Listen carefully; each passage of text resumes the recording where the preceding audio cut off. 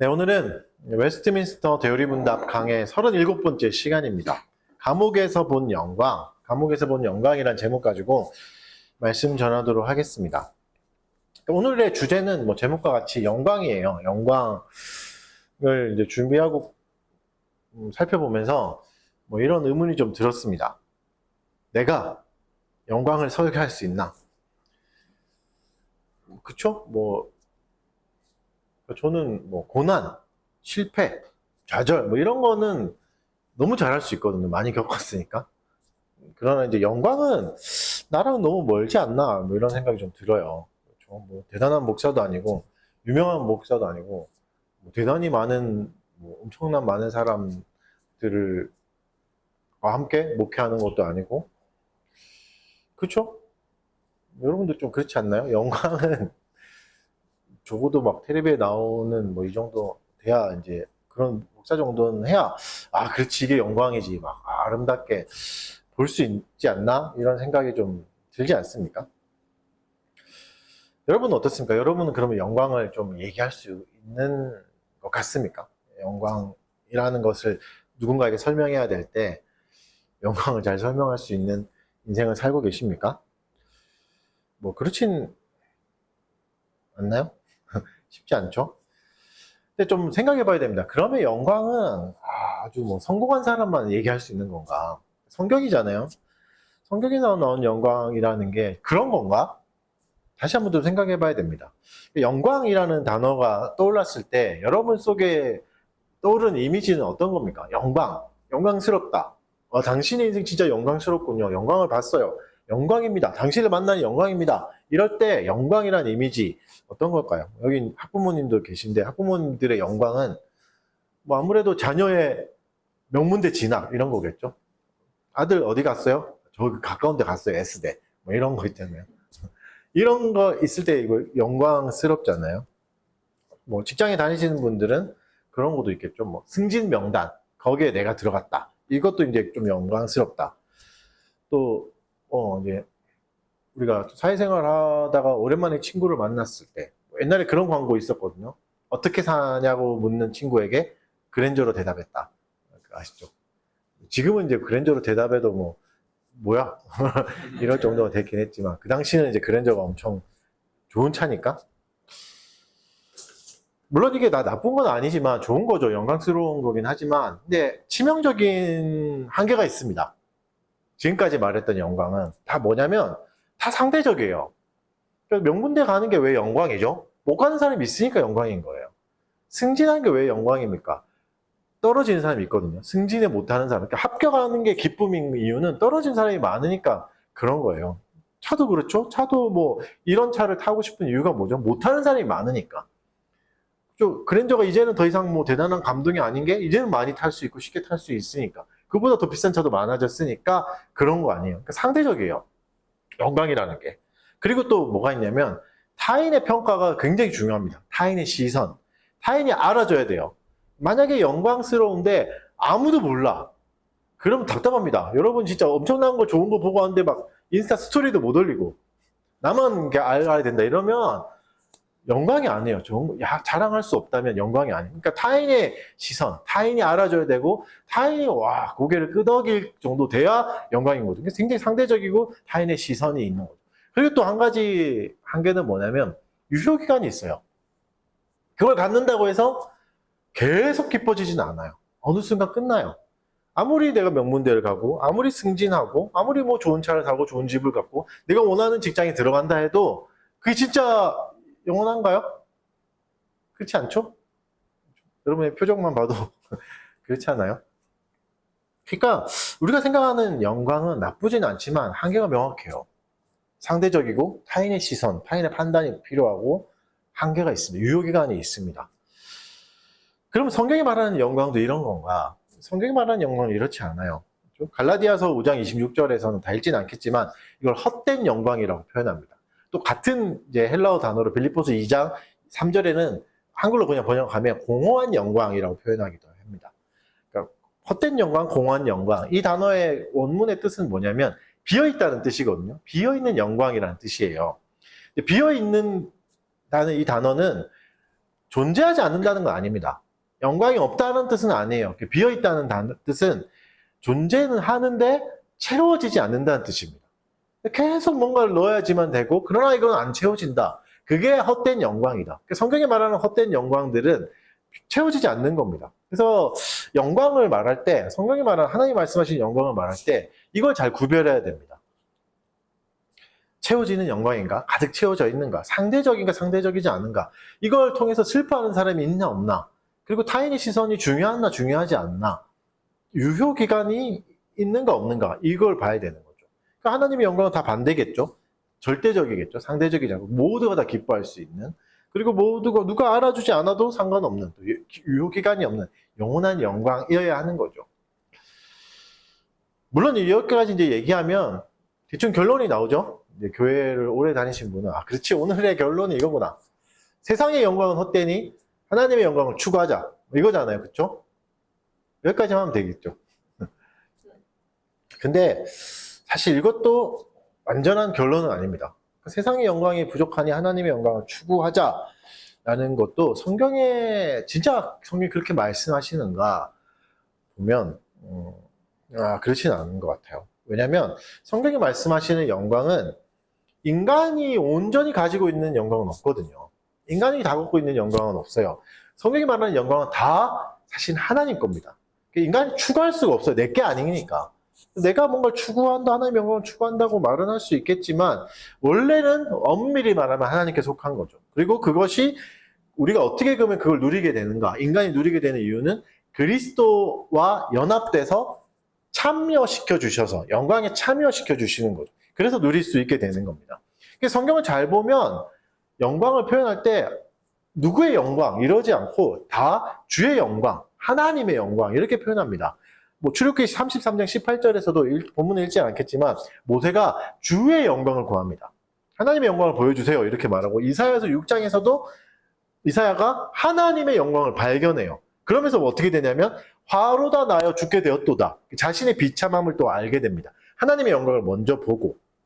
그리고 요한도 요한 1서 14절에서 이렇게 말씀하십니다. 우리가 그의 영광을 보니 아버지 독생자의 영광이요 은혜와 진리가 충만하더라. 그러니까 성경이 말하는 영광은 인간이 스스로 제작하는 게 아니에요. 스스로 추구한다고 해서 얻을 수 있는 것도 아닙니다. 애초에 내게 아닙니다. 하나님이 그냥 끼워주시는 거죠. 넣어주시는 거죠. 그래서 영광은 절대 나에게서 스스로 발생하지 않아요. 내가 뭔가 추구해야지만 또 되는 것도 아닌 거죠. 그래서 영광의 근원은 예수 그리스도입니다. 하나님입니다. 우리 인간이 만들어낼 수 없습니다. 그래서 오늘은 이것을 좀 살펴보려고 합니다. 먼저 우리 대우리문답 82문을 문답해 보겠습니다. 82문. 보이지 않는 교회의 지체들이 영광 중에 그리스도와 함께 누리는 교제는 무엇입니까? 보이지 않는 교회의 지체들이 영광 중에 그리스도와 함께 누리는 교제는 이 세상에서도 있고 죽음 직후에도 있으며 부활과 심판의 날에 마침입니다. 죄송합니다. 제게 좀 버전이 다르죠. 그래서 이제 교제를 말하고 있죠. 영광의 교제가 있다. 보이지 않는 교회 지체들이라고 말해요, 분명히. 그리고 세 때를 말하거든요. 지금도 있고, 죽음 직후에도 있고, 부활과 심판의 날에 온전해진다. 그러니까 지금도 있습니다. 그러니까 영광이라는 게 그리스도와 함께 누리는 교제, 그 안에서의 영광이라는 게 언젠가는 우리를 찾아오는, 언젠가는 참여하는 그게 아니라 지금도 이미 시작되고 있다. 지금도 이미 있다. 그러나 부활과 심판의 날에 완전해지니까 아직 완전하지는 않은 거죠. 아직 완전하진 않다라고 말하고 있습니다. 그래서 영광을 설교할 수 있나? 다시 돌아가면 할 수 있죠. 내게 아니니까. 애초에 제가 뭔가 경험해야 할 수 있는 게 아니고 내가 승승장구해야 할 수 있는 게 아니라 나 같은 사람도 할 수 있습니다. 오히려 공로가 없을 때, 내가 한 게 아무것도 없습니다 하고 말할 때 은혜의 구조를 더 선명하게 볼 수 있고 하나님이 어떻게 이게 참여하게 하시는가를 잘 볼 수 있어서 더 잘 설명할 수 있습니다. 잘 설교할 수 있는 거죠. 그래서 오늘 본문의 배경은 가장 인간이 초월할 수 있는 모든 사회적인 죽음, 모든 생명이 다 끝나가기 직전인 감옥입니다. 감옥에서 완전히 내가 끝났구나, 내 인생은 끝났구나 할 때 영광을 보는 이야기가 나오거든요. 그래서 오늘은 이것을 통해서 이제 하나님의 영광이 뭔가, 영광 속의 교제가 뭔가를 좀 살펴보도록 하겠습니다. 먼저 이제 바울과 실라가 나오는데 바울과 실라가 감옥에 들어가요. 감옥에 들어가는 이유는 16절과 24절, 16절부터 24절에 나오는데 빌립보라는 곳에 가거든요. 빌립보에 가서 여종이 있습니다. 여자인데 종이고 근데 귀신 들려 있어요. 귀신 들려 있어서 뭘 하냐면 예언을 막 하는, 그러니까 우리로 치면 무속인 같은 역술인 같은 사람이죠. 그래서 돈을 잘 벌었나 봐요. 그 주인들에게 돈을 벌어주는 수단이 됐던 이 여종들이. 근데 이 여종들이 바울과 실라를 계속 따라다니면서 바울과 실라가 전도할 때마다 이 사람은 진짜 하나님 오는 사람이다 막 이러면서 찬양하는 것 같은데 방해가 되는 거죠. 그래서 어느 정도였냐면 계속 따라다니어서 바울과 실라가 괴로울 정도로 계속 이러니까 뭐 아무것도 안 되는 거죠. 그래서 참다 못해 어떻게 하죠? 귀신을 쫓아내버려요. 그러니까 어떻게 되냐면 이제는 그 신이 떠났으니까 점괘가 이제 효용이 없는 거죠. 잘 안 맞고 막 이러니까 어떻게 되죠? 요정이 돈을 못 버는 거죠. 그러니까 주인들이 분노해서 이익의 소망이 끊어졌다 이렇게 표현하거든요. 경제적인 이익이 싹 사라진 거죠. 그게 너무 분노해가지고 바울과 실라를 감옥에 잡아 넣어버립니다. 신고해가지고 옷을 찢고 거기서 막 때리고 완전 수치와 모욕을 다 당한 거예요. 그래서 감옥에 간 상황이거든요. 그러니까 재판도 못 받았습니다. 사회적으로 보호도 하나도 못 받았고 바울과 실라는, 그리고 수치와 모욕을 당했어요. 사람들 앞에서 옷이 찢겨 나갔고 다 뻘거벗겨졌죠. 그리고 막 두들겨 맞았고 법적인 보호도 하나도 못 받았어요. 사회적으로도 신체적으로도 육체적으로도 굉장히 비참하고 초라한 상태에서 감옥에 들어간 겁니다.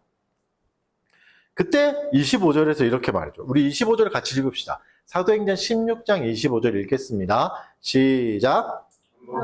바울과 실라가 기도하고 하나님을 찬송하며 죄수들이 듣다. 상황은 되게 안 좋아요. 사회적으로 모욕당하고 억울하고 내가 한 게 뭐 나쁜 짓을 한 것도 아니거든요. 귀신 들려서 괴로워하는 여정을 쫓아내준 거잖아요. 오히려 사람이 제대로 살 수 있게 배려해주고 훨씬 좋은 걸 줬는데 나는 비참해졌어요. 그런데도 찬송하고, 작게 찬송한 것도 아니고 옆에 있는 죄수들이 들을 정도로 크게 찬송했다고 나오잖아요. 근데 본문은 바울과 실라의 심리 상태를 말하진 않습니다. 이들이 지금 절망했지만 낙관주의로 잘 될 거야 이런 생각으로 찬양했다 이런 말은 안 해요. 그래서 정신 승리는 아닐 겁니다. 그리고 또 이제 그렇게 또 해석할 수 있는데, 찬송하니까 감옥 문이 열렸다, 흔들어졌다. 그래서 우리가 절망의 상황 속에서도 찬송해야 된다. 는 것도 사실은 아닙니다. 왜냐하면 그렇게 되면 절망 속에서 찬송도 못하는 사람들이 있거든요. 그런 사람들에게 또 다른 압박을 주는 거죠. 힘들어 죽겠는데 그래도 바울과 실라도 감옥에서 찬송하셨는데 일어나십시오. 박수 치십시오. 찬송하십시오. 율동하십시오. 이렇게 하는 것은 또 다른 강요가 되는 거죠. 여러분, 하나님은 우리에게 강요하지 않습니다. 네가 슬픔 가운데 있는데, 괴로움 가운데 있는데 기뻐해라. 슬픔 부정하고 기뻐해라. 그렇게 하지 않은, 그건 폭력이죠. 그건 강요죠. 그래서 찬송해서 감옥문이 열렸다, 그러니 당신도 찬송해야 된다라고 하면 하나님의 성품과 맞지 않습니다. 근데 바울도 그렇게, 성경 본문도 그것을 말하진 않아요. 그러면 여러분, 감정도 아닐 거고 의지력도 아니에요. 지금 감정은 별로 안 좋을 겁니다. 비참하잖아요. 억울할 거고 사회적으로 완전히 무시당했고 이런데 어떻게 됐는가? 하나의 힌트가 37절에 나오는데 바울이 나중에 뭘 말하냐면 신분을 말해요. 내가 시민권이 있다. 로마 시민권이 있다. 그래서 그것에 빗대어 보면 신분의 문제가 아닐까 한번 유추해 볼 수 있는 거죠. 신분을 잘 생각했기 때문에 찬송할 수 있었지 않을까. 이것을 좀 자세히 살펴보도록 하겠습니다.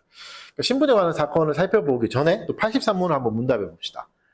82문은 이제 방향을 알려주는, 이렇게 갈라지는 문답이잖아요. 이제 보셔서 아시겠지만, 83문이 이제 하나씩 그거의 방향이 나오죠. 83문을 그래서 문답해 보겠습니다. 보이지 않는 교회 지체들이 이 세상에 사는 동안 영광 중에 그리스도와 함께 누리는 교제는 무엇입니까? 보이지 않는 교회의 지체는 이 세상에 사는 동안 그리스도와 함께 영광에서 누리는 교회입니다. 그들의 머리 대신 그리스도의 지체들이므로 그리스도 안에서 그분이 충만히 가지고 계시는 영광에 참여, 그리고 그 증표로 하나님의 사랑, 양심의 평안, 성령 안에서의 기쁨, 영광의 소망을 즐겁게 누립니다. 요한은 반대로 아이들을 하나님의 복수하시는 신로 양심의 공포, 장차 받을 심판에 대한 두려움 가운데 사는데 이는 악인들이 죽음 후에 견뎌야 될 고통의 시작입니다. 보이지 않는 교회의 지체를 얘기하고 보이지 않는 교회의 지체들이 이 세상 사는 동안 그리스도와 교제를 누린다. 영광 중에 교제를 누린다 말하죠. 이 순서가 굉장히 중요합니다. 논리적 순서를 정확하게 설명합니다. 보이지 않는 교회의 지체들이 영광을 누린다고 말해요. 그리스도의 영광에 참여하는 거죠. 논리적 순서는 어떻게 되냐면 지체가 됐기 때문에 영광에 참여하는 겁니다. 이 반대로 생각하시면 안 됩니다. 영광에 참여했기 때문에 지체가 되었다. 이건 아니에요. 요게 뭐 별거 아닌 것 같아 보이지만 엄청나게 큰 차이가 나옵니다. 뒤에 가서 좀 더 자세히 살펴보겠습니다. 그래서 논리적 순서를 기억하십시오. 그리스도의 지체가 되었기 때문에, 그리스도의 몸의 일부가 되었기 때문에 영광에 참여하게 됐다. 이 말은, 지체가 됐다는 말은 유기적으로 연합됐다는 거잖아요. 지체는 스스로 생명을 만들지 못합니다. 머리에서 나오는 생명을 받는다. 그게 이제 성경의 설명이잖아요. 그 지체에 대한 설교했던 거 기억나시나요? 그리스도가 우리의 머리가 되시고 우리는 지체가 되었다. 그래서 우리가 서로를 형제 자매라고 부르는 게 그리스도 안에서 한 머리의 지체이기 때문에 형제 자매라고 기독교 문화에서는 그렇게 부르잖아요.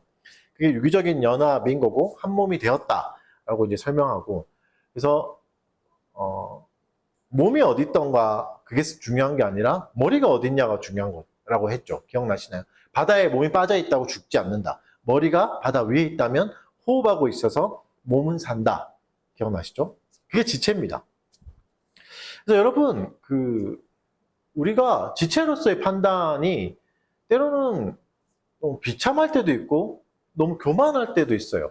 내가 무슨 그리스도의 지체인가 싶을 정도로 약해질 때가 있거든요. 내가 너무 초라한 거 아니나? 근데 고린도전서 12장 15절에서는 분명하게 이렇게 말씀하십니다. 읽어드릴게요. 만일 발이 이르되 나는 손이 아니니 몸에 붙지 아니하였다 할지라도 이로써 몸에 붙지 아니한 것이 아니니. 이 말이 무슨 뜻이죠? 나는 발이 아니야. 나는 초라해. 나는 손이 아니야. 초라해. 나는 뭐 지체 중에 아주 작고 뭐 미약한 사람이야. 나는 존재가 너무 미약해. 그리스도의 지체는 아닌 것 같아 라고 말해도 그 판단이, 그 생각이 지체가 아닌 것을 바꿀 수는 없다. 이게 무슨 말이냐면 내가 하는 판단이, 내 스스로 나에게 내리는 판단이 나를 분석하고 나의 자아에 대해서 뭐 자존감이라고 하죠. 그걸 말하는 게 소속을 바꿀 수는 없다. 이건 교만한 사람에게도 말하고 연약한 비참함에 빠져있는 사람에게도 똑같이 말하는 겁니다. 나의 판단이 주체를 바꿀 수는 없다. 내가 어떻게 생각하는가에 따라서 내 주체가 달라지지 않는다. 여러분, 그래서 자기 비하도 여전히 내 중심이라고 말씀드린 거 기억나시죠? 교만과 자기 비하는 똑같은 겁니다. 여전히 나의 중심, 내 중심의 판단, 시선이 다 나에게 묶여 있습니다. 내가 어떻게 해야 되고, 나는 어떤 존재고, 나는 비참하고 이런. 그래서 그 판단이 중요하지 않다. 그 판단보다 더 중요한 것은 지체가 되었다는 선언이고, 그것을 통해서 지체로서의 영광이 반드시 몸에게 흘러간다. 머리 때문에 지체에게 영광이 흘러간다. 지체의 역할이 중요해서 영광이 흘러가는 게 아니라 머리 때문에 그 머리가 누리는 영광이 모든 몸에게, 구석구석에, 그게 손이라도 아주 작은 지체라 할지라도 초라할지라도 다 흘러간다라고 말씀하신 겁니다. 그래서 지금까지 대우리 문답의 흐름을 잠깐 한번 정리해보면 어떻게 이렇게 될 수 있었나? 65문, 66문에서 효과 있는 부르심, 효력 있는 부르심 기억나십니까? 그리스도가 부르시면 무조건 되는 거. 그래서 그리스도와 연합했다. 신비적으로, 실제적으로 그리스도와 완전히 연합해서 우리는 지체가 되었다. 그리스도가 우리를 몸으로 삼아 주셨다. 그래서 58문, 그 앞에 58문은 구원의 효력이 그럼 어떻게 가는가? 이건 뒤에 가서 또 설명하죠. 은혜의 방편으로 적용된다. 지체들에게. 그럼 그리스도가 주신 은혜가 뭔가? 그리스도가 주신 구원의 효력이 뭔가? 70문, 71문은 의롭다 하심을 말합니다. 칭이 너는 이제 더 이상 네가 스스로 판단해서 너를 저주하고 할 수 없다. 내가 너를 의롭다 판단했다. 재판은 끝났다. 판결은 끝났다. 이게 칭이죠. 그 다음에 75문은 성령의 역사를 따라서 그 하나님의 형상을 따라 새롭게 된다. 원래 하나님의 형상이었지만 깨져서 타락하고 깨졌는데 다시 회복된다. 일생을 통하여서.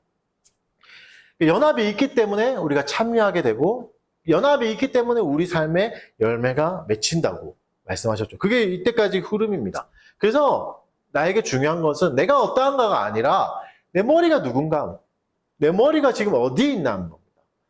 내 머리는 지금 어디에 있는 거죠? 하나님 보좌 우편에 앉아 계신다. 그리스도는 지금 뭘 하고 계신가? 지금도 중보 기도하고 계신다. 우리를 위해서, 지체를 위해서. 그렇다면 머리의 위치가 더 중요하다. 바울과 실라는 지금 감옥에 있지만 바울과 실라의 머리는 하나님 우편 보좌에 있습니다. 그 기도가 계속 흘러가고 있고 그를 위해서 계속 하나님 예수님이 중보하기 때문에 그 기도는 반드시 들어줍니다. 이루어집니다. 그래서 소망이 있어요. 그래서 찬송할 수 있어요. 그래서 신분이라고 하는 겁니다. 내 신분은 어디 있는가? 그래서 바울 서신에는 신분 이야기가 굉장히 많이 나옵니다. 빌립보서 3장 20절 그러나 우리의 시민권은 하늘에 있도다. 바울이 34절에서 37절에서 시민권을 가지고 화내거든요. 내가 로마 시민인데 어떻게 재판도 안 하고 나를 이렇게 때릴 수 있냐. 여러분 그 당시 고대 문화에서는 시민권은 굉장히 중요한 장치였어요. 시민권 때문에 전쟁도 일으키고 시민권 때문에 군대로 갈 정도라 그랬었잖아요. 그러니까 이 빌립보가 로마라는 곳에서 거리가 한 1200km 정도 떨어져 있는 곳이거든요. 우리로 치면 서울에서 대만 정도의 거리. 그러니까 만약에 땅이라 그러면 뭐 몇 달을 가야 돼요. 걸어가면 몇 달을 빠른 말을 타고 가도 한 2, 3주는 걸리는. 그러면 이런 위치가 떨어져 있을 때 더 중요한 건 위치가 아니라 어디에 사느냐가 아니라 시민권이거든요. 내가 어떤 시민권을 갖고 있는가? 내가 어떤 여권을 갖고 있는가? 내 여권 봐. 나 로마 시민이잖아. 이거에 더 큰 힘을 발휘할 때라고요. 그때 시민권을 얘기하거든요. 그래서 우리의 시민권은 그래서 보세요. 빌립보에서도 바울은 로마 시민권이 있기 때문에 당당하게 말할 수 있는 거죠. 그것과 마찬가지로 우리가 사는 곳이 어떤 곳이라 할지라도 구렁텅이에 빠진다 할지라도 우리의 시민권이 하늘에서 발급됐다면 그리스도가 보좌 우편에서 계속 기도하고 계시고 그 시민권을 보증해주고 계신다면 우리는 하늘의 시민이라는 거죠. 하나님 나라의 시민이라는 겁니다. 그래서 여러분 시민권이 있을 때는 거주지가 중요하지 않습니다. 어디에 사느냐가 중요하지 않고 무슨 시민권을 갖고 있느냐에 따라서 더 강력하게 살아갈 수 있는 거죠. 유학을 가도 뭐 이민을 간다 해도 어디 시민권자냐 이것 따라 혜택이 다 달라지잖아요. 에베소서 2장 6절에서 이렇게 말씀하십니다. 또 함께 일으키사 그리스도 예수 안에서 함께 하늘에 앉히시니 우리의 시민권은 하늘에 있다고 성경 계속 말씀하십니다. 그러면 여러분 우리가 이 땅에서 유학생처럼 이 땅에서 이민자처럼 살 때 우리의 시민권은 어디서 발급되고 있는가를 기억하셔야 됩니다. 물론 내 인생은, 내 현실은 그렇지 못할 수 있어요. 사람들에게 옷이 찢겨질 수 있고 애매하게 갑자기 매를 두들겨 맞을 수 있다고. 잘못한 거 하나도 없는데 억울하게 맞을 수도 있다고요. 그러나 내가 견딜 수 있고 하나님을 찬송할 수 있고 이 어렵고 수치를 이겨낼 수 있는 이유는 딱 하나, 신분. 나의 신분은 이 땅에 속한 게 아니야. 나는 하나님 나라에서 발급된 시민권을 가지고 있어. 그건 아직도 유효하고 강력하다. 이거가 있는 거죠. 그래서 오늘 83문, 대열이 풀다 83문에는 그것이 그냥 말하는 게 아니라 영광의 첫 열매를 누린다고 말씀하세요. 영광의 첫 열매는 로마서 8장 23절 말씀에서 온 거거든요. 한번 읽어드릴게요. 그뿐 아니라 또한 우리 곧 성령의 처음 익은 열매를 받은 우리까지도 속으로 탄식하여 양자가 될 것, 곧 우리 몸의 속량을 기다리는. 이게 첫 열매예요. 그러니까 첫 열매 하나 먹은 거예요. 하나 먹었다는 것은 쉽게 얘기하면 계약금입니다. 계약금은 어떤 뜻이죠? 내가 당신에게 훨씬 더 큰 돈을 줄 건데 그 약속을 하기 위해서 이 돈을 먼저 줍니다. 작지만 이 돈을 먼저 줘서 가는 거죠. 뭐 집도 부동산도 그렇잖아요. 계약할 때 내가 이 집에 전세를 들어갈 건데 전세금이 뭐 몇 억이라 그러면 몇백만 원 먼저 주잖아요. 그 말은 몇백만 원을 먼저 드리지만 나중에 몇 억을 반드시 드릴 겁니다. 이 약속이 계약금이죠. 첫 열매는 이런 겁니다. 계약금 같은 거예요. 그래서 작을 수 있습니다. 초월할 수 있어요. 내가 그래 하늘의 시민권이고 하나님 나라의 자녀인데 뭐야 이 원명 몇 꼴이야? 왜 열매는 없어? 나는 내 인생은 왜 이래? 열매가 너무 초라해 보일 수 있다고요. 그러나 그 열매는 계약금이다. 이렇게 말씀하시는 겁니다. 그게 다가 아니다. 지금이 다가 아니다. 잔금이 반드시 따라오고 있다. 지금도 도착하고 있다. 계속 도착하고 있다. 이 말씀을 하시는 겁니다. 그래서 우리는 첫 열매를 먹은 겁니다. 지금도 첫 열매를 먹고 있고 아주 작은 열매를 따고 있을 겁니다. 작은 열매가 맺히는 겁니다. 하지만 그게 전부는 아닙니다. 이 열매로 내 인생 전부를 판단해서는 안 됩니다. 지금까지 여러분이 맺으신 열매로 여러분의 인생을 판단해서는 안 돼요. 물론 그것을 통해서 감사하기 위해서 판단하는 건 할 수 있겠지만 이 정도의 인생을 보니까 나는 너무 초라하구나. 내가 여기까지밖에 못 온 거 보니까 나는 진짜 쓸모없는 인생이네. 아니요, 그건 교만한 생각입니다. 지체는 그렇게 판단해서는 안 됩니다. 그리스도의 지체고 작은 열매가 이제 도착한 것이기 때문에 그걸 통해서 여러분의 전체 인생을 판단할 수는 없습니다. 하나님 반드시 더 큰 열매를 준다고 보장하시는 거예요.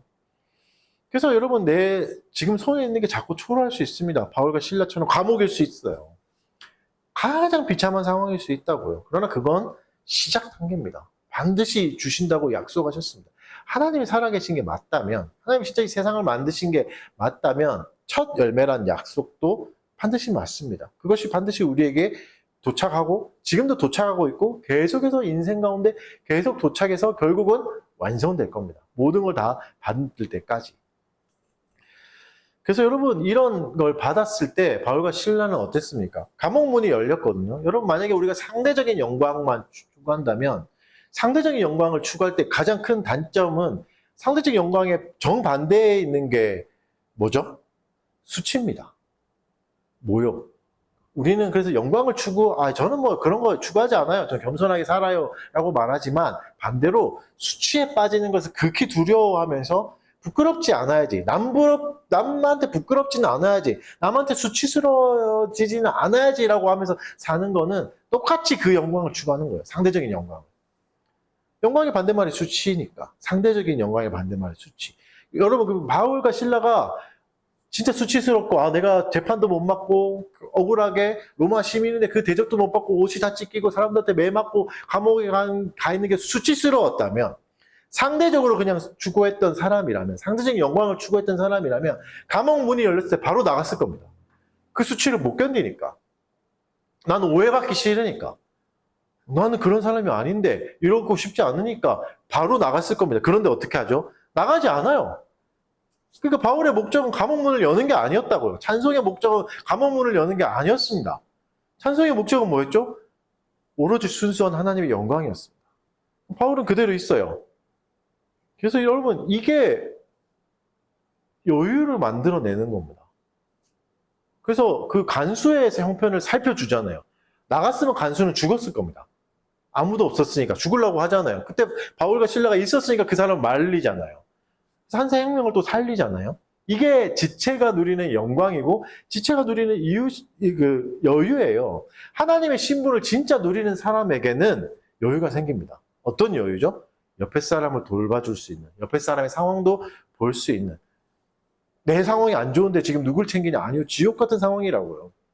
바울과 실라는 가장 처참하게 사회적으로 수치와 모욕과 영광과 가장 먼 곳에 있는데도 하나님의 신분을 누리니까 옆에 있는 지체들, 자기를 지키고 있는 간수잖아요. 좋은 관계가 아니라고요. 그런 사람의 생사도 챙겨주는 거죠.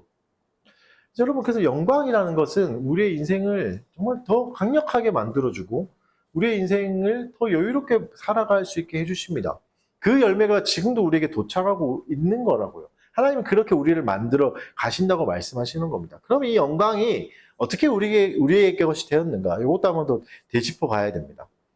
빌립보서 2장 6절에서 8절이 이렇게 말씀하십니다. 그는 근본 하나님의 본체신 하나님과 동등됨을 취할 것으로 여기지 아니하시고 오히려 자기를 비워 종의 형체를 가지사 사람과 같이 되셨고 사람의 모양으로 나타나사 자기를 낮추시고 죽기까지 복종하셨으니 곧 십자가에 죽으심이라. 그리스도 때문입니다. 그리스도가 모든 것을 버리고 하나님과 동등됨을 취할 것을 버리고 사람의 형체를 가지고 사람의 모양으로 자기를 낮추고 끝까지 복종하셔서 십자가에 죽으셔서 우리가 영광에 참여하게 된 거라고요. 이거 뭐 뻔한 얘기 같고 뭐 다 알고 있는 얘기 아닌가 하겠지만 여러분 이 순서가 사실 굉장히 중요합니다. 엄청나게 중요한 거예요. 그리스도는 뭘 담당하신 겁니까? 수치를 담당하신 겁니다. 여러분, 우리의 문화는 영광의 문화거든요. 상대적인 영광을 추구하는 문화. 그래서 수치를 극도로 싫어합니다. 사람들에게 모양 빠지는 거, 사람들이 나를 손가락질하는 거, 오해받는 거, 이거는 죽음의 문화에 우리가 살아가고 있잖아요. 근데 그리스도가 어떻게 하셨다고요? 수치를 담당하러 오셨습니다. 수치를 받으러 오셨다고요. 죄를 받으시러 오신 거고, 저주를 받으러 오신 거고, 버림받음을 받으러 오신 거예요. 수치를 받으러 오신 거라고요. 히브리서 12장 2절은 그럼 왜 그 수치를 당하셨나? 그 앞에 기쁨을 위해서 십자가를 참으셨다고 말합니다. 수치를 참으신 거예요. 수치를 견뎌내신 거예요. 그래서 우리는 뭘 받았습니까? 완벽한 의로움을 받은 겁니다. 완벽한 영광에 참여할 수 있게 초청을 받은 겁니다. 지체가 된 겁니다. 그리스도가 우리에게 주신 것입니다. 그래서 더 이상 바울과 실라를 보십시오. 그 당시 문화도 수치와 명예의 문화의 시대였는데 자신의 수치와 아무 상관없잖아요. 그 수치 때문에 괴로워하지 않잖아요. 이게 그리스도가 주신 영광을 누리는 사람의 모습입니다. 물론 그것을 지난주에 살펴본 대로 다 동시에 똑같은 영향으로 누릴 수는 없어요. 각자가 다 다르게 누릴 수는 있겠지만 결국은 하나님이 이걸 우리에게 다 누리게 해주신다는 겁니다. 시간대도 다르고 농도도 다를 수 있지만 결국은 모든 지체가 이걸 다 누리게 되는 겁니다. 성경을 하나 찾아봅시다. 중요한 구절이어서 찾아봅시다. 로마서 5장 8절을 찾아봅시다. 로마서 5장 8절. 여러분 이거는 암송하셔야 돼요. 툭 치면 나올 수 있게 외워놓으셔야 될 말씀입니다. 한번 읽어볼까요? 다 같이 시작. 우리가 아직 죄인 되었을 때 그리스도께서 우리를 위하여 죽으심으로 하나님께서 우리에 대한 자기의 사랑을 확증하셨느니라. 하나님이 뭘 확증하셨다고 말하죠? 우리에 대한 자기의 사랑을 확증하셨다. 그리스도가 죽으심으로. 여러분 여기서 나오는 논리적 순서가 굉장히 중요합니다. 여러분 그런 얘기 많이 듣죠? 당신은 소중한 존재입니다. 교회에서도 많이 듣죠. 왜죠? 그리스도가 당신을 위해 죽으셨기 때문입니다. 여러분 당신은 생각보다 더 소중한 존재예요. 하나님이 자신의 아들을 주실 정도로 당신은 소중한 존재입니다. 라고 말하는 거 논리적 순서가 틀린 거예요, 사실은. 물론 결론은 맞아요. 당신 소중한 존재 맞습니다. 여러분 소중한 존재가 맞아요. 그러나 소중해서 그리스도를 주신 게 아니에요. 본문은 분명히 뭐라 말하죠? 로마서 5장 8절은 그래서 우리의 가치를 하나님이 증명해 주셨나요? 십자가를 주셔서 아들을 주셔서 여러분 각자의 너희들의 가치를 하나님이 증명해 주셨다. 확증해 주셨다. 이렇게 말씀하시나요? 그렇게 말하지 않습니다. 뭘 확증해 주셨다고 말합니까? 자기의 사랑을.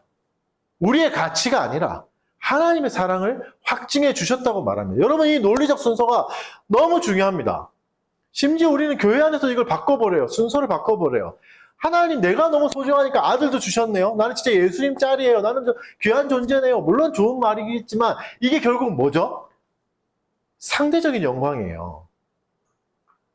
나의 가치를 증명하기 위해서 내가 대단한 사람이다. 나는 사랑받을 만한 사람이라는 걸 증명하기 위해서 십자가를 끌어오는 겁니다.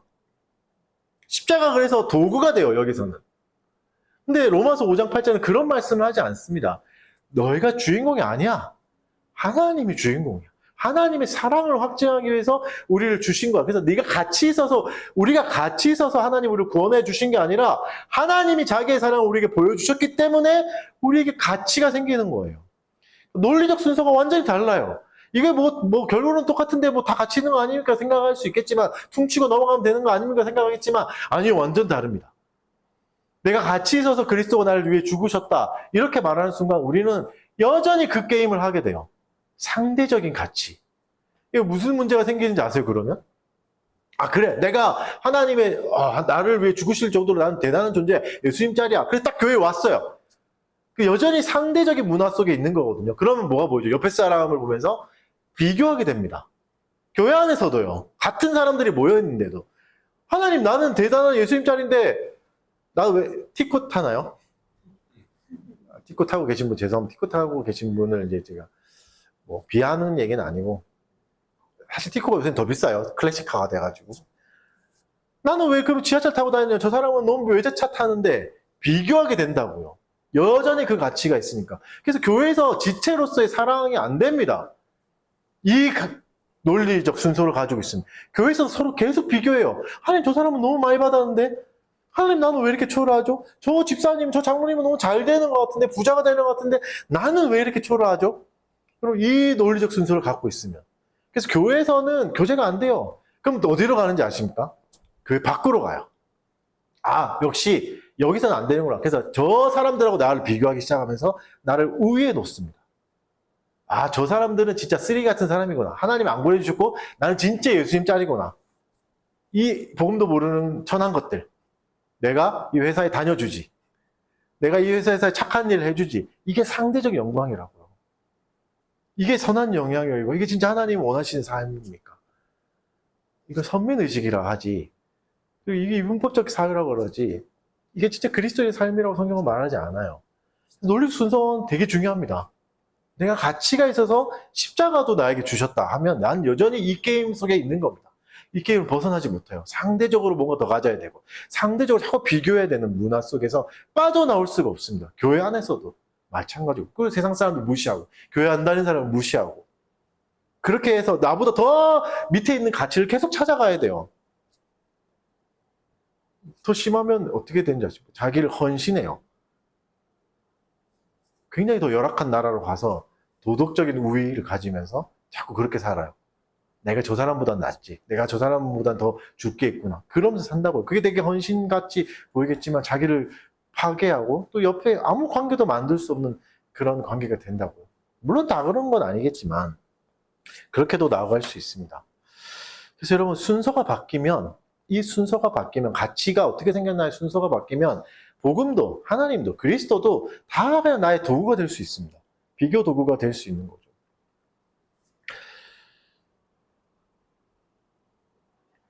여러분 어떻습니까? 여러분의 자존감은 좀 건강하십니까?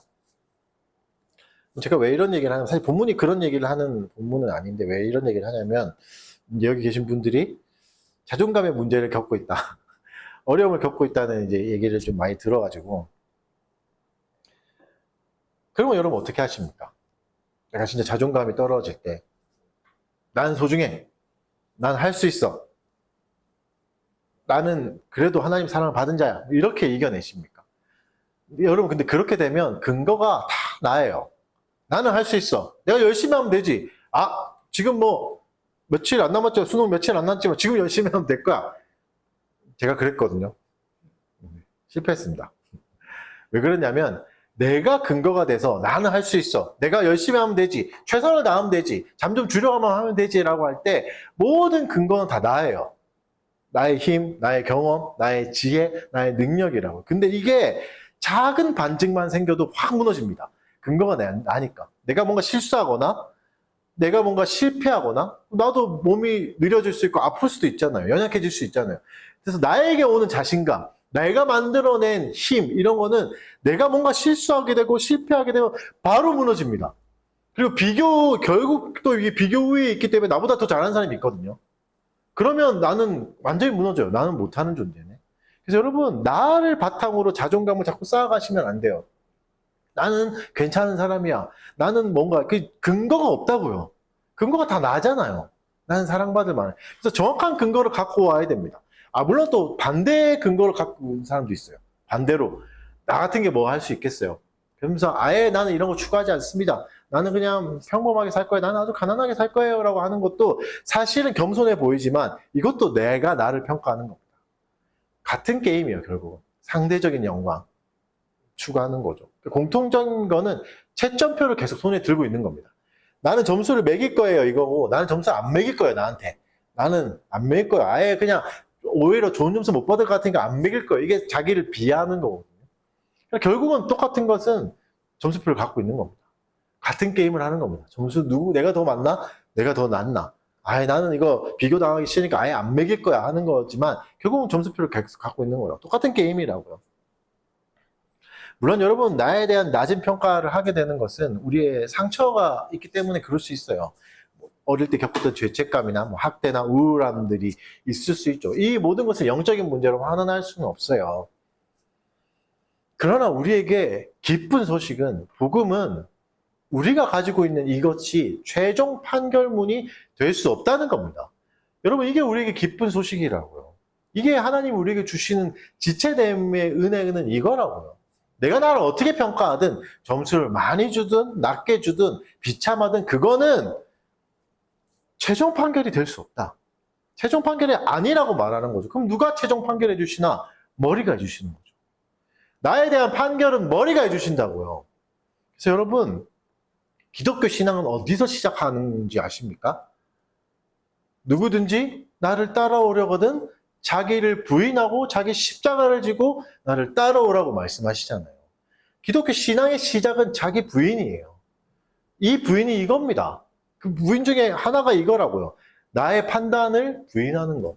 나의 평가를 부인하는 것. 내가 나를 평가할 수 있어. 나는 잘할 수 있어. 나는 못할 수 있어. 이런 거 안 하고 나는 하나님의 작정 안에 있다. 이게 자기 부인이라고. 이게 기독교 신앙의 시작이라고요. 신앙의 시작을 자기 부인이라고 하시는 겁니다. 자기 부인은 자기 혐오가 아니에요. 아, 나는 가치 없는 존재예요. 난 아무것도 못해요. 난 죄인이에요. 나는 아무것도 못해요. 하나님 필요해요. 이게 아니라고요. 나를 무가치하게 만들고 뭐 나의 욕구를 무조건 억압하고 나를 자꾸 막 이렇게 뭐 절제해야 되면 나를 또 비워야 되고, 이게 자기 부인이 아니라 자기 부인은 내가 최종 판단자라는 그 자리에서 벗어나는 겁니다. 그게 자기 부인입니다. 나는 지체니까 머리로서 그리스도가 나를 판단해 주신다는 거죠. 그래서 여러분, 자기 부인은 자기 성찰을 하지 말라는 뜻이 아니에요. 자기 성찰은 반드시 해야 됩니다. 성경의 비단에서요. 자기를 살펴봐야 되죠. 그래서 혹자는 그렇게 얘기해요. 자기를 너무 깊이 생각하는 것에 벗어나야 된다. 자기를 생각하지 않아야 자유롭게 된다. 하지만 여러분, 이것의 함정이 뭔지 아세요? 자기를 생각하지 않는 내가 되고 싶은 거예요, 또. 그럼 또 뭐죠? 또 자기를 생각하는 거예요, 결국은. 나는 나를 너무 생각해요. 나는 내가 자존감이 높은지 낮은지 자꾸 생각해요. 그러나 나는 나를 생각하지 않기로 했어요. 라고 하는 순간 또 나를 생각한다고요. 그래서 이건 벗어날 수가 없습니다. 이 게임 자체가 잘못된 게임이라고요. 그래서 어떻게 해야 되는 거죠?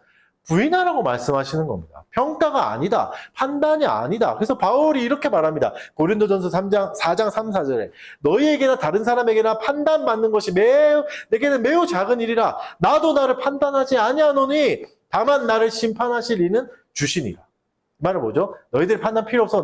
내가 짱이야. 이 말이 아니에요. 나는 판단하는 주체가 아니다. 나의 판단은 주님이 하시는 거다. 이 말입니다. 나의 판단권은 주께 있다. 그래서 나는 이 자존감 싸움에 내가 너를 많이 생각하냐 작게 생각하냐, 이 싸움에 나를 던지지 않는다. 이 법정에 나를 던지지 않는다. 나는 그리스도의 법정에 나를 던진다. 그리스도가 나를 부인하고 나를 따라오라고 하셨으니 거기에 던진다. 이 말입니다. 그래서 여러분, 나에 대한 시선, 나에 대한 어떠함 때문에 너무 괴롭다면 그 시선은 비우는 게 아닙니다. 눈 감는 게 아니라 시선은 돌리는 겁니다. 그래서 성경은 재밌게도 영광을 말씀하실 때 항상 어떤 명령어를 많이 쓰냐면 보라, 이걸 많이 씁니다. 영광을 보라, 이렇게 말해요. 그러니까 무슨 말이에요? 시선을 옮기라는 겁니다. 나를 자꾸 바라보면서 나는 왜 이것도 못해, 난 저것도 못해, 저 사람들은 저렇게 가는데, 아니 그거 말고 주의 영광을 보라. 영광을 보라고 말씀하십니다. 영광을 봐야 돼요. 이사야 6장에서 이사야가 자기가 죽게 되었다, 화루다 나여 죽게 되었다는 걸 어떻게 알게 되죠? 주의 영광을 먼저 본 다음에, 주의 영광을 보고 나의 비참함을 보니까 그 비참함을 하나님께 가져갈 수 있게 되는 겁니다. 이게 순서가 바뀌면 나의 비참함만 보게 되면 그럼 어떻게 되냐면, 제가 좀 상황이 좀 정리되면 하나님께 나가겠습니다. 하나님, 나는 지금 상황이 너무 어려워가지고 내 마음이 너무 괴로워서 하나님을 예배할 수 있는 형편이 아니에요. 이거 좀 정리되면 하나님께 나갈게요.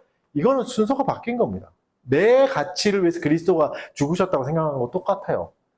이사야는 어떻게 했습니까? 정리가 된 다음에 하나님께 나갔습니까?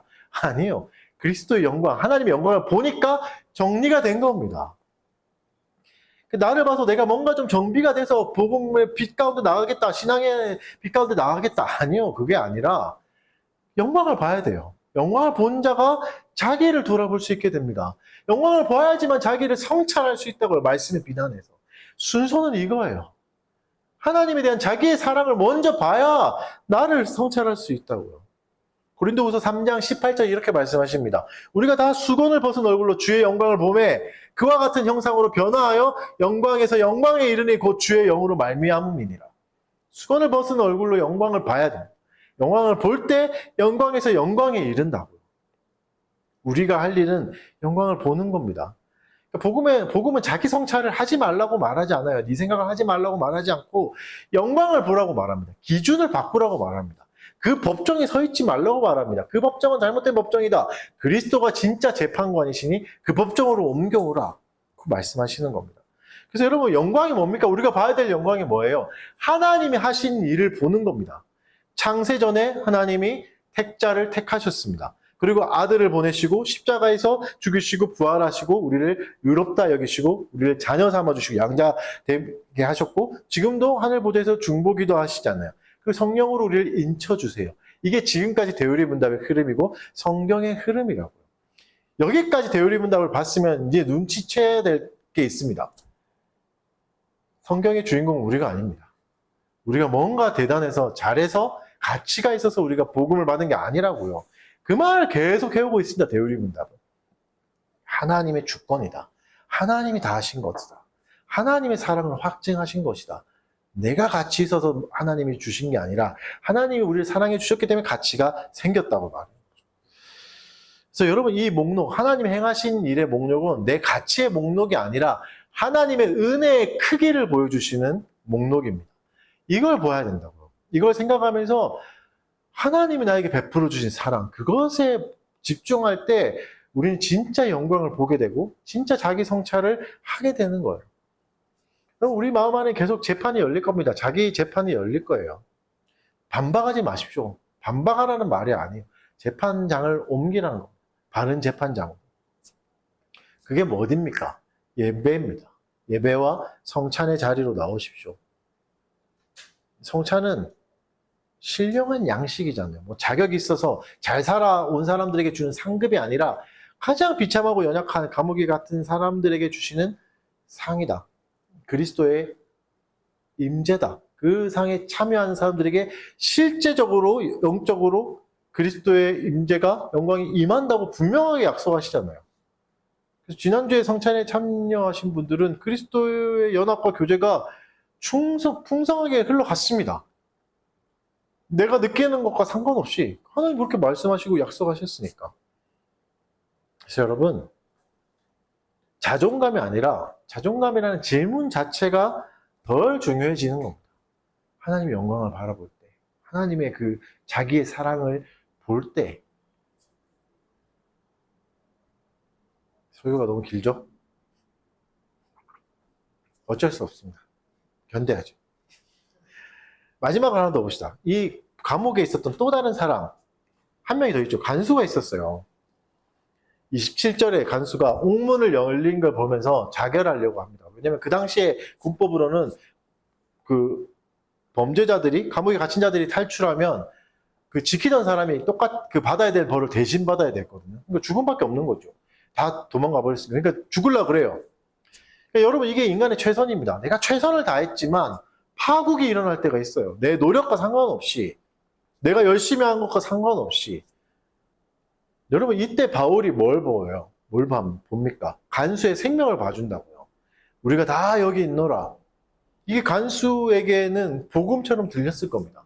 나는 끝났고 실패했고 내 힘으로는 살 수 없어. 나는 이제 끝난 거야. 나는 초라한 자야. 난 실패한 자야. 난 죽어야 돼. 이럴 때 내가 여기 있노라 이렇게 말하잖아요. 그때 어떻게 말하죠? 간수가? 말씀을 한번 읽어봅시다. 사도행전 16장 30절 31절 두 절을 같이 읽어보겠습니다. 시작. 그들을 데리고 나가 이르되 선생들이여 내가 어떻게 하여야 구원을 받으리까 하거늘 이르되 주 예수를 믿으라. 그리하면 너와 내 집이 구원을 받으리라 하고. 간수가 구원을 얻은 거죠. 그러니 구원을 얘기해요. 근데 여러분 간수의 질문의 잘못된 점은 여전히 자기 중심입니다. 내가 뭐 해야 돼요? 이렇게 물어요. 내가 뭐 하면 돼요? 너무 감사하죠? 여러분, 근데 우리가 교회에 와서도 이럴 수 있어요. 복음을 받고 구원받은 뒤에도 이럴 수 있다고요. 내가 너무 은혜가 감사하고 하나님께 감사하고 하나님 내가 뭐 해야 돼요? 뭐라도 할게요. 그래서 막 헌신하고 뭐 희생하고 하는 건데 바울이 정확하게 하나님이 바울을 통해서 뭘 말씀하시죠? 그 자기의 중심을 정확하게 옮겨주십니다. 어떻게 해요? 주 예수를 믿으라라고 말씀하세요. 주 예수를 믿으라. 뭐 하려고 하지 말고 뭐 해서 얻는 구원이 아니라 주 예수를 믿으라. 아니 뭐 믿음도 자기가 선택해서 믿는 거 아닌가요? 믿음이 그런 게 아니라고 대열이 분답이 분명 말하잖아요. 성경이 말했잖아요. 믿음도 선물입니다. 성령의 인치심으로 효과적인 부르심으로 믿으라고 말할 때 믿음이 생기는 거고 하나님이 주시는 선물이라고. 그래서 간수가 하는 게 아무것도 없어요. 그래서 여러분 보이십니까? 하나님이 어떻게 이 간수의 시선을 돌리시는지 보이십니까? 자기에게 갇혀서 나는 실패한 인간이야. 나는 죽어야 돼. 나는 가치가 없어. 이러는 사람에게 분명하게 시선을 돌려주잖아요. 교회에 와서까지도 내가 뭘 해야 여기서 인정받을 수 있지? 내가 뭘 해야 이 공동체에서 살아남을 수 있지? 내가 뭘 해야 이 공동체에서 사랑받을 수 있지? 라고 생각하는 사람에게 아니 그거 말고 주 예수를 믿으라! 라고 말씀해 주시는 겁니다. 그러면 너와 내 집이 구원을 받을 거라고 말씀해 주세요. 복음은 항상 나 자신이 아니라 그리스도께로 삼위 하나님께로 우리의 시선을 항상 돌려줍니다. 내가 뭔가 더 해야 되는 존재가 아니라 하나님의 은혜를 입으라 말씀해 주시죠. 그날 밤 어떻게 되죠? 간수가 집으로 돌아가서 바울과 실라의 상처를 씻어줍니다. 상처를 지켜주던 사람의 상처를 씻어주고 온 집안이 다 세례를 받아요. 관계의 변화가 즉각적으로 일어나고 사랑의 변화가 일어나고 그 집안이 찬송을 합니다. 감옥 가운데 비참한 가운데 일어났던 그 찬송이 간수의 집까지 이어지면서 간수의 집이 변하는 상황들이 일어나잖아요. 상황은 정반대거든요. 감옥이고 집이고. 그러나 근원은 똑같아요. 예수 그리스도, 복음, 빛이 그렇게 비추죠. 그래서 여러분 83문에서 말하는 네 가지가 있거든요. 영광의 교제의 네 가지 증표가 하나님의 사랑, 양심의 평안, 성령 안의 기쁨, 영광의 소망. 이 네 가지가 이 본문에서 빌립보에서 다 이루어집니다. 하나님의 사랑, 사슬의 메인 자와 그 사슬을 메운 자에게 하나님의 사랑이 다 임해요. 풍성하게 임해요. 그리고 양심의 평안, 더 이상 도망가지도 않고 죽으려고 하지도 않아요. 평안을 누립니다. 우리가 다 있노라. 여기 있노라. 그리고 성령 안의 기쁨, 한밤중에 찬송하잖아요. 갇혀있지만. 그리고 그 찬송이 집으로 이어지죠. 한밤중에 찬송하게 돼요. 성령 안의 기쁨, 그리고 영광의 소망. 감옥이 마지막이 아니라는 확신이 있어요. 반드시 본체가 있다. 첫 열매가 있고 반드시 도착하는 첫 열매가 있다는 것을 갖추죠. 여러분 이게 영광의 교제예요. 이 네 개가 우리가 만드는 성취가 아니라고요. 그리스도가 다 이루신 성취고 그것을 우리에게 주신다고요. 내가 뭘 할 건 없습니다. 성령께서 주시는 법적인 보증이자 실제 열매입니다. 감정은 흔들릴 수 있습니다. 상황은 달라질 수 있다고요. 어느 날 감옥에 갈 수도 있다고. 그러나 이 열매는 취소되거나 줄어들지도 않습니다. 물론 실제적으로 갑자기 임하는 것과 나중에 천천히 임하는 속도는 다를 수 있겠죠. 열매의 분량은 다를 수 있으나 모두에게 동등하게 주신다고 약속하십니다. 말씀을 정리합시다. 영광의 교제는 지금도 있습니다. 앞으로도 있을 거고 부활과 심판날에 완성됩니다. 오늘은 부족할 수 있어요. 그러나 그건 결함이 아니라 잘못된 게 아니라 첫 단계입니다. 이제 시작인 겁니다. 계속해서 그 영광의 교제는 우리에게 도착하고 있습니다. 이것을 우리는 누리게 될 거고 완결될 겁니다. 오늘 한 설교가, 오늘 본문이, 오늘 대우리 문답이 여러분의 상황을 바꿔주지 못할 겁니다. 여전히 감옥에 계시는 분도 계실 겁니다.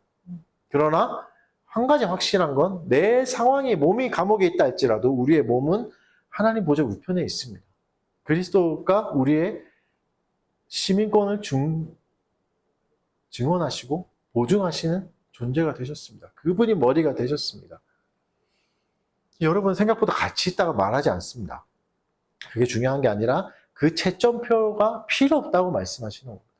내가 가치 있냐 가치 없냐 그거를 지금 채점할 필요가 없다. 그 평가는 그리스도가 하시는 것이다. 하나님이 하신다. 이게 기쁜 소식입니다. 복음은 내가 나에 대한 최종 판단자가 아니다. 최종 판결자가 아니라는 소식입니다. 그래서 여러분 나를 높게 평가해야지만 자유로운 것도 아니고 나를 낮게 평가해야지만 겸손한 것도 아닙니다. 최종 판결을 그리스도께 맡기는 게 진짜 자유고 진짜 평안입니다. 그러려면 우리가 할 거는 그분을 바라보는 것밖에 없습니다. 영광을 바라보는 것밖에 없습니다. 하나님의 작정 안에서 무슨 일을 하셨는지, 우리를 어떻게 구원하셨는지 그것을 계속 살펴보십시오. 그게 나와 무관하다고요? 아니요, 무관하지 않습니다. 나의 영광과 너무나 관련이 있습니다. 그래서 여러분, 저 같은 이름 없는 목회자라 할지라도, 별 볼 일 없는 사람이라 할지라도, 아무 초라한 상황에 있는 성도라 할지라도 영광을 말할 수 있습니다. 내가 만든 게 아니니까. 사랑하는 여러분, 우리는 지금 그 영광 안에 초대된 겁니다. 이미 그 영광이 우리에게 도착하고 있는 겁니다. 그 영광은 여러분과 저에게 지금도 지불되고 있습니다. 분량은 다를 수 있어요. 그러나 다 지불된다고요. 그래서 우리 손에 아무것도 없다면 오히려 그 영광을 선명하게 볼 수 있습니다. 하나님의 영광을 더 선명하게 볼 수 있다고요. 여러분의 신분증이 어디서 발급됐는가를 다시 한 번 더 확인하십시오. 그게 우리가 할 일입니다. 그리고 노래하십시오. 상황을 이겨보려는 그런 안간힘이 아니라 이미 도착해 있는 영광에 대한 응답으로 찬송을 올려드리십시오. 기도하겠습니다.